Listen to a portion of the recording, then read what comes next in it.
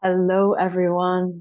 Happy Chinese New Year, Lunar New Year, Spring Festival, 新年快乐, Happy New Year. So, super, super exciting energy today, isn't it? And I love this time of year because, of course, we have a new moon. It is the new moon in Aquarius today. And I haven't done a video for a little while, and I was just so inspired to do a video. And of course, by my background here, we're going to start out just by talking a little bit about Lunar New Year or Spring Festival or Chinese New Year, however you want to phrase it and call it, because we have just entered into year of the wood snake. Now, festivities for Chinese New Year, they tend to start, from my understanding, of course, from what my Chinese friends share with me and how I've experienced it as well in the past, is that they start from the night before, right? The eve of Chinese New Year, family meal. Um, Very, very, very high point of celebration, of good fortune, of prosperity and good luck. And, it's a really joyful, celebratory time. And, you'll see I'm here sporting my red. I'm in red for good luck today. Um, this time of year is all about good luck, right? It's all about warding off bad energy, bad vibes, bad spirits, honoring the ancestors. So my shifu in China, she messaged me this morning, and I messaged her saying, Happy New Year, and she was like, already at the temple, because of course they wanted to pay respect to the ancestors and honor honor the lineage, honor all of that. And you tend to do that by offering food or tokens, to your temple. So it was so sweet to see the photos and hear her energy. It's really, really beautiful. Of course, if you are anywhere near a major city or a Chinatown in whichever country you're in, then you'll likely see all the beautiful like lanterns and everything going up, the dragons and all of that. It's such a wonderful time, it really, really is. Um, I love this time of year. I always find it's a really fun time as well. But what I'm really keen on is I'm keen of the energetics um, of right now. And what I find really fascinating is, so Lunar New Year, Chinese New Year, it spans over 2 weeks. So you have the new moon. So it's the start of the lunar year, right? So you have the new moon today. You wear red, you avoid certain things, right? You might light firecrackers or fireworks to ward off evil spirits and things like that. And it's really, really sweet. You might eat fish for abundance, or have dumplings, for the same reason, right? For good health and things like that. And you know, and then 2 weeks later you have the full moon, right? So we'll have the full moon in Leo. And then when we have the full moon, that's the Lantern Festival. That's when traditionally they light the Chinese lanterns. They go up into the sky. It's really, really beautiful. But what I'm really interested in, like I say, is the energetics of right now. Because, of course, being a Westerner living in the West, we all kind of have these certain intuitive interpretations of what snake means. And to me, I find that we miss a beat a little bit, because the Chinese zodiac and the way that once again, from my understanding, the way that the Chinese and anyone over in the Asian countries look at snake, there's a lot of really beautiful, beautiful energies, and very full of charm, intuitive, creative, good leadership, very intelligent. These are all qualities of the snake. But it's so funny because we tend to focus in the West on, it's death and rebirth, shedding of the skin, Kundalini even, and that's a totally different culture. And so what I love is really the energy of snake that is coming in, right? The abilities of the mind with snake, the analytical abilities, the intelligence, the wisdom, the leadership capacity. And I've mentioned this before in the last video that I did, but we are in this age of Aquarius now. We're in Aquarius season. We are in a new moon in Aquarius. And I don't know about you, but there is such a lightness that I feel today. And I wonder if you feel it too. This like freeing energy. Everything that really is there to everything that's ready to birth within you, everything that is ready to break free within you. You know, Aquarian energy it can be really, really powerful in many, many ways and very supportive for many people. But what I really love about this year as well, 2025, is that this is, once again, per the Lunar New Year's in the Chinese zodiac, this is a yin year. Last year was a yang year. So when we look at yin years, you know, we're looking a little bit more on the peaceful side, you know, flexibility, tolerance, a lot more compassion, love, a lot of the softness that comes with yin energy. And that sometimes isn't spoken about in this way. You know, when we speak about the feminine energy, we kind of always go to that sacred feminine and the sexuality or sensuality or womb or heart and breast and la la la. But when we look at it in this way, it's like, what are those characteristics? Well, tolerance, patience, right? That welcoming energy, receptive energy, calm, peace. Feminine energy is the energy that extends the table and invites you to sit down for a meal, right? So can you imagine that undercurrent moving through our year ahead? And even though there are so many things happening on the earth stage and so many things happening perhaps in your own life, can you imagine what that energy would be like to have that undercurrent of peace wanting to burst through, right? That's really powerful, because no matter what the chaos is that's already sprouted up, that's a result of previous energy, previous thoughts. Do you see?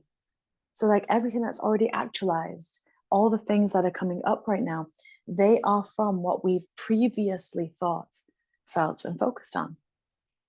But now our roots are being nourished by this peace energy, by this yin energy, this darkness, this womb space. It's a really, really beautiful time, right? And, you know, there are lots of things that you can do to celebrate Chinese New Year, but some of the things do make me laugh a little bit. Not laugh because it's funny, but laugh because we kind of in the West would think to do the opposite. And some of those things would be like, you know, cleaning. You don't clean after Chinese New Year, not until it's done, right? You do that before, right? You know, you're careful about what you say. You're careful about like what you might handle. So like, you know, I really wanted to do some sword practice today with the Tao. And I was like, last night I was like, oh no, I need to do it now. I need to clean my house now, like before it's Chinese New Year. I need to practice my sword now, because they're like, you know, stay away from pointy things on Chinese New Year. Wear red, symbolize luck, you know. And it's all these little superstitions that actually, you know, they carry a lot of energetic wisdom. And so, you know, have reunion with your family, you know, have conversations with your family, you know, connect with one another. Wear red. Just do it. Be bold. Wear red. Make sure that you've cleaned beforehand, and you know, don't clean any of the good vibes away that are coming in for today. Just let those kind of be. You know, put up decoration and lanterns and things like that if you want to. You know, obviously there's very mixed thoughts about fireworks over in the West, so I'll leave that to you. But you know, something that you can do instead of using fireworks, and this is a very Western interpretation, but if you are wanting to really clear the spirits, you know, they use sound. You know, bang a gong. You know, clap your hands if you don't want to set off fireworks, of course. What else can we say here? I've got some notes I'm just checking in with as well. You know, honor your ancestors, the ancestors, with food, with ritual. It's quite normal. This morning I sent a photo to Shifu of my little temple space in my home, my little Buddha space, my meditation space. I was like, oh, I'm doing the exact same. And it's really nice. You know, it's like, it's a time of reflection. It's a time of letting go of the old. It's a time of, you know, new beginnings, right? And how poignant with it being this age of Aquarius, Aquarius season, Aquarius new moon. This energy feels so light. We've had that alignment of the planets as well, right? That just like queuing up. And even though they're not necessarily directly one after another in line, they're bringing in this alignment.